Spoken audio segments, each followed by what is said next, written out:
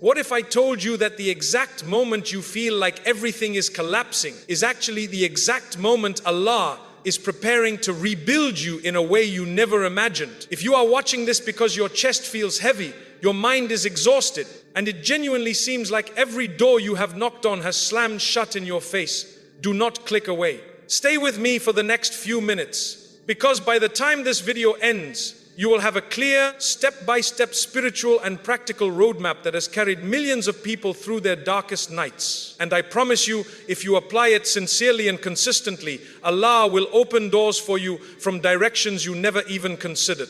This is not motivational fluff. This is the prophetic way. This is how believers turn breakdowns into breakthroughs. Keep watching. Let us be completely honest with each other. Life does not come with a warning label before it falls apart. One day, everything is moving in the direction you planned. The next day, the ground feels like it is shaking beneath your feet. Maybe it is your career. Maybe it is your health. Maybe it is a relationship that fractured without warning. Maybe it is a combination of everything, all at once, leaving you wondering how you are supposed to carry it all. And in those quiet, heavy moments, the question that echoes in your chest is simple but devastating. Ya, why is this happening to me? I want you to hear this with your heart, not just your ears. When everything falls apart, it does not mean Allah has turned his back on you. In fact, the opposite is true. Allah does not break you to destroy you. He breaks open what is too small for the life He is preparing to place inside you. You cannot fit a palace into a tent. Sometimes the old structure must come down so the new foundation can be laid properly. Sometimes the path you were walking on was never meant to carry you to your destination. Sometimes the pain you are feeling is not a punishment, it is purification. Look at the life of Prophet Muhammad, peace be upon him. Before he was given the mission that would change the world, he was tested with profound loss, isolation, rejection, and grief so deep that his own community turned their backs on him. He buried his wife, his uncle, his children. He faced stones, boycotts, and betrayal. Yet Allah comforted him directly in the Quran, saying, "Your Lord has not abandoned you, nor is He displeased with you. The life ahead will be better for you than the life behind." That is the promise of your Creator. And that same promise wraps around you today. So what do you do when the weight feels unbearable? When the anxiety keeps you awake at 3 in the morning? When you feel like you are drowning in uncertainty and everyone around you seems to have it figured out? There is one thing you must do. It is simple. It is deeply rooted in the tradition of the prophets. And if you practice it consistently, with sincerity, Allah will open doors you never expected. Let me walk you through it step by step. Step 1. Return to the floor when everything feels like it is falling apart. Your first instinct might be to fix it, to scramble, to control the narrative, to call everyone you know, to search for answers online, to try and force a solution. But the prophetic way teaches us a different first step. Before you run to the world, run to the floor. I mean the prayer mat, the place of prostration, the position where your forehead touches the earth and your soul touches the heavens. Prophet Muhammad, peace be upon him, said, "The closest a servant is to their Lord is when they are in prostration." Think about that. Not when you are standing tall, not when you have everything figured out, when you are on the ground, when you physically embody surrender, when your body language says, "I do not have the strength, I do not have the answers." But you do. This is not just spiritual poetry, it is psychological and neurological reality. When you place your forehead on the ground, your nervous system begins to calm, your breathing slows, your heart rate drops, your mind stops racing in circles. You step out of survival mode and into connection mode. And in that space, you are no longer carrying the weight alone. You are handing it to the one who designed your heart, who knows every tear you have hidden, and who knows exactly what you need before you even ask. So make your prayer, even if your heart feels heavy, even if you cannot focus, even if you feel like you are just going through the motions. Just show up, put your forehead down, and stay there a little longer than usual. Let the silence speak. Let the tears flow if they come. Tears in prostration are not weakness. They are water for a parched soul. They are the physical manifestation of a heart finally saying, "I surrender, I trust, I am yours." Step 2, The power of seeking forgiveness now. Pair that prostration with a powerful spiritual reset. Seeking forgiveness. Many people think seeking forgiveness is only for major mistakes or obvious sins. But in the Quran, it is presented as a life-changing practice that opens doors of provision, peace, clarity, and divine support. Allah says in the Quran regarding Prophet Noah, peace be upon him, I said to my people, ask forgiveness from your Lord, for he is always forgiving. He will send rain upon you in abundance and increase your wealth and children and provide you with gardens and rivers. Notice what is linked to seeking forgiveness. Rain, wealth, family, provision, gardens, rivers. This is not a transaction. It is a spiritual law. When you seek forgiveness sincerely, you are cleaning the heart of arrogance, self-reliance, guilt, resentment, and heavy emotional baggage. A clean heart can hear guidance. A light heart can recognize opportunities. A heart free from shame can take the next step without fear. Make it a daily anchor. Say it after every prayer. Say it while walking, while driving, while waiting in line, while washing dishes. Aim for 100 times a day, but do not rush through it like a checklist or a habit you are trying to check off. Say it with presence. Let it be a gentle scrub for your inner self. Within a few weeks, you will notice a shift. What felt like a dead end will start to look like a detour. What felt like loss will start to feel like space being cleared for something better. Your perspective will soften. Your anxiety will lose its grip. You will begin to see that Allah was never against you. He was preparing you. Step 3, the language of honest prayer. When you are on that prayer mat and everything is falling apart, do not force yourself to sound polished. Do not use fancy words. Do not try to sound like you have it all together. Be raw. Be honest. Speak to Allah like you are speaking to the most compassionate listener in existence. Remember the prayer of Prophet Jonah, peace be upon him. He was in the depths of the ocean, inside the belly of a whale, surrounded by darkness with no human help in sight. What did he say? He did not list his achievements. He did not demand justice. He did not negotiate. He simply said, there is no deity except you. Glory be to you. Indeed, I have been among those who did wrong. And Allah responded immediately. The Quran says we answered his call and saved him from distress. And this is how we save those who believe. This is your blueprint. In prostration, name what is hurting you. Say it out loud. Whisper it. Cry if you must. The Prophet Muhammad, peace be upon him, would weep in prayer so deeply that his chest would sound like a boiling pot. Your tears are heard. Your exhaustion is seen. Your confusion is known. You do not need to justify your pain to Allah. He already knows it. You just need to bring it to him. Keep a small notebook if you need to. Write down your fears. Write down your hopes. Write down the exact words you want to say to Allah. Place it near your head when you go down in prostration. It is not magic, it is focus. It tells your mind, I am handing this over. I am not carrying it alone anymore. Allah says in the Quran, your Lord says, call upon me and I will respond to you. He did not say, call upon me only when you feel strong.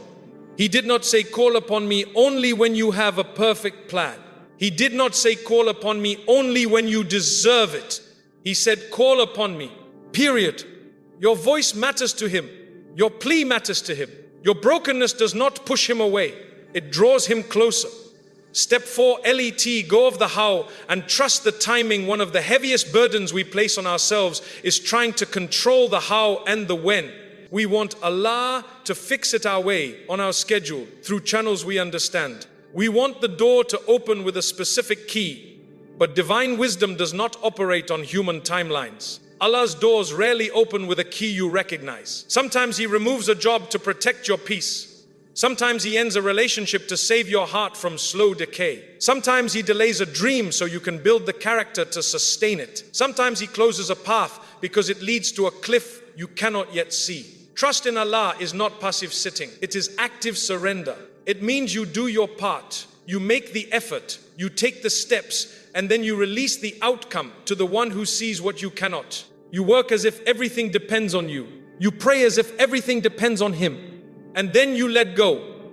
Allah says in the Quran, whoever puts their trust in Allah, He will be sufficient for them. Sufficient, not maybe helpful, not if things work out. Not if you are lucky, sufficient. That is a complete promise. It means He will carry what you cannot carry. He will guide what you cannot navigate. He will provide what you cannot produce. Think about Prophet Moses, peace be upon him, standing at the Red Sea. The enemy was behind him.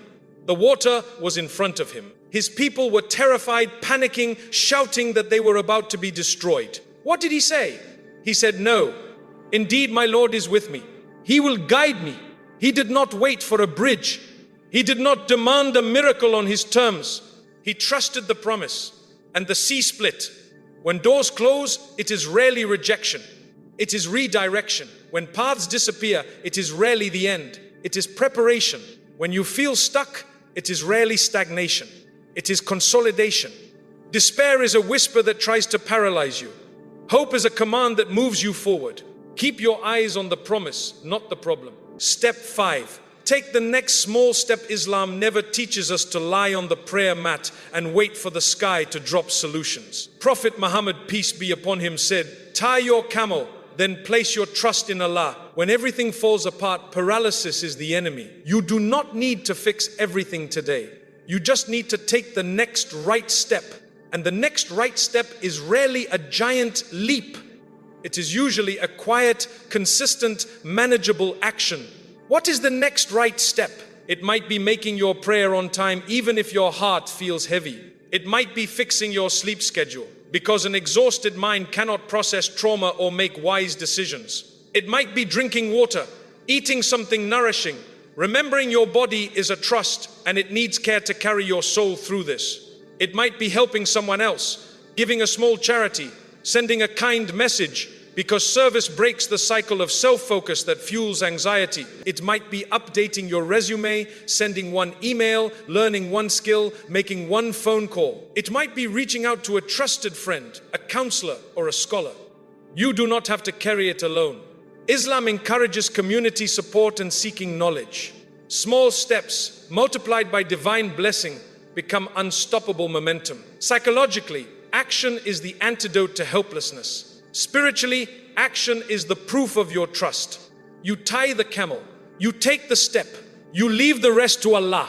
And in that space between effort and outcome, miracles grow quietly. You will be amazed at how one small move leads to another and another, until suddenly you look back and realize you have walked miles out of the darkness. Step 6, recognize the hidden doors. Here is the beautiful secret that many discover only after they stop fighting the storm. Allah's doors rarely look like doors when they first appear. A closed job application might lead you to a freelance path that pays triple and aligns with your values. A broken engagement might free you from a life of constant compromise and lead you to a partner who respects your peace. A period of illness might bring you back to prayer after years of absence. A financial loss might teach you the difference between wealth and richness. A quiet season might be the exact training ground you needed before the responsibility you asked for actually arrives. Prophet Muhammad, peace be upon him, said, "How wonderful is the affair of the believer. Their affair is all good. If good befalls them, they are grateful, and that is good for them. If harm befalls them, they are patient, and that is good for them." Notice he did not say sometimes. He said all good. Not because the pain is not real, but because the outcome is always in your favor when you remain connected to Allah. Patience is not waiting. It is how you behave while you wait. Gratitude is not ignoring pain. It is refusing to let pain blind you to the blessings still present. Practice gratitude even in the waiting room. Thank Allah for the breath in your lungs. Thank Him for the fact that you are still standing. Thank Him for the lesson you have not fully seen yet. Gratitude does not deny pain. It shifts your lens. It moves you from "I am losing everything" to "Allah is rearranging everything." Allah says in the Quran, He provides for them from where they do not expect. From where they do not expect. Not where they planned. Not where they begged for. From where they could not even see. That is the signature of divine intervention. It rarely arrives with a label. It arrives with timing, with wisdom, with a quiet certainty that settles in your chest. When you start looking for the hidden doors, you will begin to see them everywhere. In a random conversation, in a sudden idea, in a person who reaches out at the exact moment you are about to give up. In a book, a podcast, a verse that suddenly makes sense. In a quiet realization that you are stronger than you thought, wiser than you believed, and more supported than you imagined. Let me make this practical so you can start today. When everything falls apart, here is your roadmap. Write it down. Keep it visible. Return to it when the weight returns. First, pause. Step away from the noise. Breathe. Remember who is in control. You are not the CEO of the universe. You are a servant walking through a test, and your job is to stay connected, not to force the outcome. Second, return to the floor. Make your ablution. Pray. Go into prostration. Cry if you must. Speak to Allah like you are speaking to the most merciful. Let your forehead be your anchor. Third, seek forgiveness with presence. 100 times a day, not as a chant, but as a cleansing. Let it wash away the guilt, the anxiety, the self-reliance that has been weighing you down. Fourth, pray with honesty. Write it down. Place it near your forehead in prostration. Ask for guidance, not just outcomes. Ask for strength, not just solutions. Ask for a soft heart, not just a fixed situation. Fifth, take one small step. Fix your sleep. Make one call. Help one person. Move your feet while trusting your heart. Action proves your trust. Trust protects your peace. Sixth, watch for hidden doors. Do not demand the door you expected. Be ready for the one Allah sends. Sometimes the door looks like a hallway. Sometimes it looks like a wall. Sometimes it looks like silence. Trust the process. Seventh, practice gratitude daily, even if it is just 3 things. Gratitude is the magnet for blessing. It changes the atmosphere of your life. It invites more light into the room. Do this consistently for 30 days. Not perfectly. Sincerely, you will feel a shift. Not because you forced it, but because you aligned yourself with the rhythm of divine mercy. You will sleep better. You will think clearer. You will move lighter. And doors will open, not all at once, not with fireworks, but steadily, surely, beautifully. I know it is heavy right now. I know the nights are long. I know the tears come when no one is watching. I know you have tried to be strong for so long that you are exhausted from pretending. But please hear this. Allah sees them. He counts them. He does not waste a single one. Every tear is recorded. Every silent prayer is heard.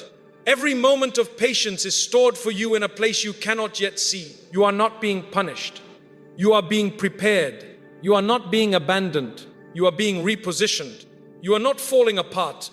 You are falling into place. The pieces you think are lost are actually being rearranged into a picture you have not yet been shown. The doors that are opening right now might not have your name on them yet. They might not look like what you prayed for, but they will be better. They will be wider. They will be exactly what your soul needs, not just what your ego wants. They will carry barakah, peace and purpose. They will lead you to a version of yourself that is stronger, kinder and more grounded. Keep going. Keep praying, keep trusting, keep taking the next step. And when you finally walk through that unexpected door, look back and whisper, "Praise be to Allah. You were with me all along." Let me leave you with a prayer from my heart to yours. May Allah ease your chest, calm your mind, steady your steps, and open for you doors of relief, provision, guidance, and peace that you never imagined possible. May He turn your trials into testimony, your pain into purpose, and your waiting into winning. May He protect you from despair, surround you with people who remind you of His mercy, and grant you a heart that remains soft, strong, and deeply connected to Him. May He replace your anxiety with tranquility, your confusion with clarity, and your fear with unwavering trust. May He make this difficult season the foundation of your greatest blessings. Amen. You are seen. You are loved, you are not alone, and the best is still coming. Peace and blessings be upon Prophet Muhammad, peace be upon him, and upon his family, his companions, and all those who follow his path with sincerity until the end of time.